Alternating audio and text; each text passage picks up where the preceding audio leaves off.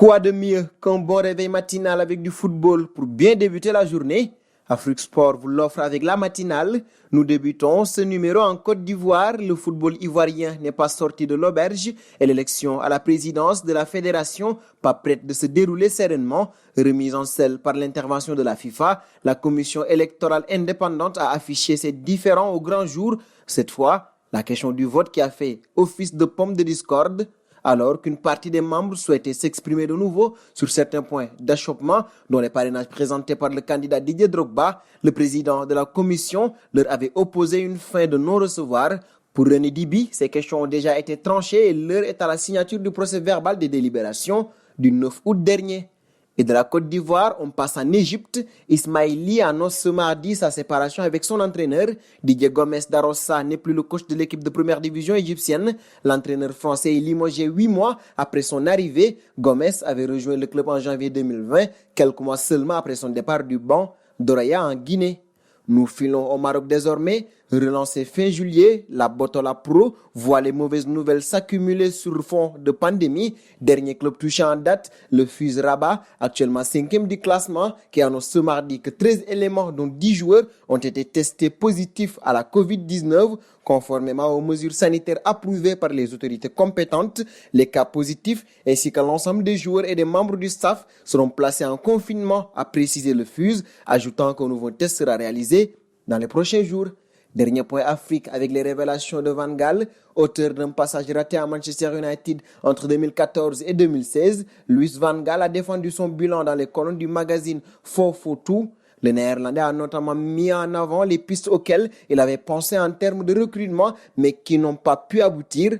Parmi les cibles citées figurent 2 Africains qui n'auraient pas coûté une fortune à l'époque, Sadio Mané et Riyad Mahrez. Si vous êtes chez United, vous devez voir grand. Pour cette raison, j'ai également essayé d'obtenir Sadio et Riyad Mahrez, a confié le technicien. Seconde partie de la matinale avec la FIFA. Michel Platini va être entendu par la justice suisse lundi 31 août à Berne au sujet du paiement prétendu déloyal de 2 millions de francs suisses qu'il a reçu en 2011 de l'ex-président de la FIFA, Sepp Blatter, a confirmé à l'équipe Dominique Nélan, l'un des avocats de l'ancien meneur de jeu des Bleus. C'est la première fois que l'ancien patron de l'UEFA va être entendu en tant que suspect dans cette affaire, lui qui avait déjà été auditionné sous le statut de témoin assisté.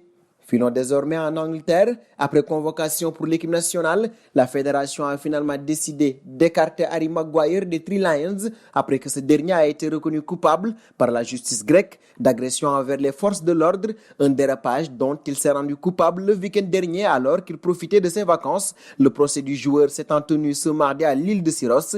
L'exclusion de Maguire intervient quelques heures seulement après que son nom a apparu dans la liste des convoqués. Le sélectionneur Gareth Southgate avait fait le choix surprenant de l'appeler en dépit des déboires judiciaires de l'ancien joueur de Leicester. Et de l'Angleterre, nous passons en Allemagne. Le sélectionneur allemand s'est montré très clair concernant l'orientation prise par la Mannschaft depuis 2 ans. Les prestations remarquées de Müller et Boateng en Coupe d'Europe et durant la saison avec le Bayern n'y changeront rien pour l'instant. Ces 2 joueurs ont très bien joué durant ce Final 8 et ils ont montré à quel point ils sont importants pour cette équipe, a déclaré Lowe. Cependant, après la Coupe du Monde, nous avons décidé de prendre un nouveau virage avec d'autres joueurs. Nous voulons qu'ils aient du temps afin de se développer, a ainsi éclairci le technicien allemand. Dernier point de ce journal, avec l'affaire Léo Messi, les rumeurs d'une volonté de départ de l'Argentin du Barça bruissaient depuis quelques jours. La confirmation de la demande de Léo Messi aux dirigeants catalans a fait l'effet d'une bombe. Le joueur vedette du FC Barcelone veut partir libre du club dès cet été. Bien entendu, les dirigeants ne l'entendent pas de cette oreille et veulent se défendre en justice. Dès à présent, Internet s'est enflammé partout dans le monde. Le Barça peut s'en mordre les doigts et cette situation a surpris le monde du football puisque les Catalans ne comptent pas lâcher Messi aussi facilement. Les choses pourraient se jouer dans le terrain du clash. C'est tout juste incroyable. Et c'est terminé pour cette matinale du mercredi, chers amis internautes qui nous suivez d'un peu partout. Notre famille s'élargit de jour en jour. Pour nous aider à faire grandir notre chaîne, n'hésitez pas à partager nos contenus. Il y aura dans un très court instant le journal du Mercato spécial Afrique. Nous vous donnons donc rendez-vous demain pour la matinale, tout en vous invitant à vous abonner sur Afrique Sport pour ne rien manquer du football continental et international.